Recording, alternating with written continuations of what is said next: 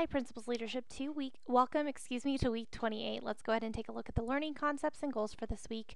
The learning concepts are to deal with cliques, dealing with exclusion, including and accepting others, and then the goals are that participants will identify attitudes that make others feel excluded from a group, learn more about personal behaviors that may make others feel bullied or put down, and discuss ways to help be more accepting of others outside of a group. All right, inside out, here's the activity. Teens are unknowingly experts at excluding others from their group. Exclusion is not always deliberate.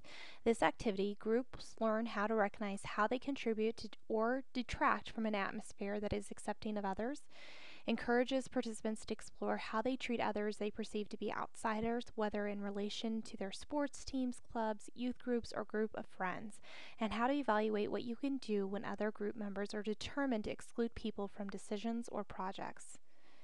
Here's the activity directions. Each group is going to role play 3 different situations that deal with how people are included or excluded from your group. In order to do this, choose a volunteer from your group who will play the role of the outsider of the activity. This needs to be someone who can deal with being excluded, left out or ignored, and included. Your volunteer also needs to be comfortable with the rest of you playing parts when you may say something rude or unkind things towards him or her as part of the role play. People may be saying some things that aren't true but could hurt a person's feelings in real life.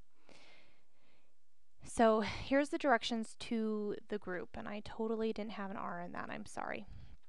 Okay, in your small groups, you're going to role play that you are a group of friends. I'll give you written instructions for role playing 3 different situations. The situations are called scenarios. Do not share these with the volunteers when they return. When the volunteers come back in the room, I will give them spoken instructions to become part of your group. Then you'll begin with scenario A. You can do whatever you need to make the outsider feel excluded, but don't go overboard. Avoid raising your voice and do not touch one another or say mean, personal things that could be taken for real. I'll let you know when it's time to move to scenario B and when it's time to move on to scenario C. Then the directions to the volunteer are you're going to play an outsider to your group. The groups have been given different situations to role play, and they may or may not let you become part of the group.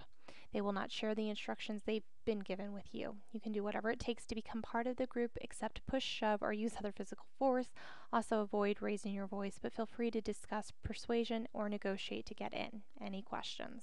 So basically that's how the setup would go for a real life situation and how I would demonstrate this to y'all. But since we aren't able to do that, I want you to envision these different scenarios and then you're going to be talking about it via an assignment with me. Okay, scenario A is in this situation your circle of friends will keep the backs to the outsider and completely exclude him or her from your group. When that person tries to join the group, you'll make sure you move closer to each other or give that person a disapproving look.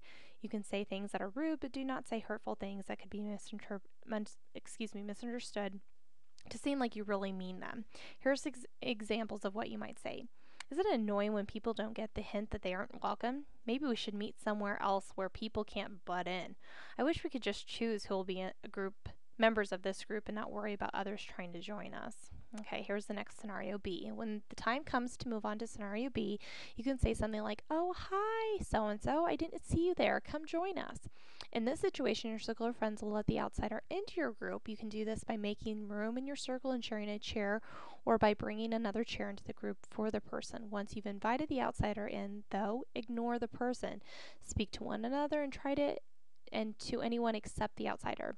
Barely pay attention to the new person and change the topic if the outsider says anything that tries to join the conversation. In scenario C, when the time comes to move into scenario C, you can say something like, "Hey, so-and-so, you've been trying to share your ideas this whole time. We'd love to hear what you think." In this situation, your circle of friends will truly include the outsider and try to make the person feel welcome. You are to invite him or her into your conversation, asking questions and inviting ideas from that person.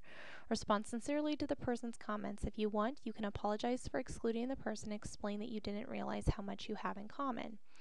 So, think about all of these different scenarios. Even though they're really sad, this type of behavior in cliques or groups happens all the time, and I kind of sugarcoated it because it can be very vicious and rude and malicious, etc.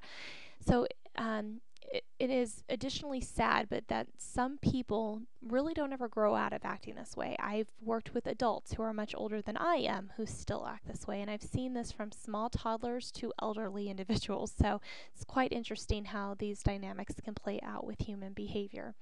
The objective is for these behaviors to be examined and how we can role model for others what the norm should look like. Here's your assignment. I would like you to answer these 4 questions for me via email. The first one is, could you relate to any of these scenarios? If so, what was it like, or what do you think it would be like to go through them? How did or would you deal with it? Number 2, be honest. Have you ever excluded someone in real life? How did you do it? How did you feel afterwards, or did you even reflect on it? Number 3, do you think it is possible for people who bully others were at one time the one excluded from our group? And number 4, what can you use from this activity to help you focus on being more inclusive, more welcoming towards others in everyday life? That's all for this week. I hope you have any questions, let me know, and I hope you have a great week. Thanks.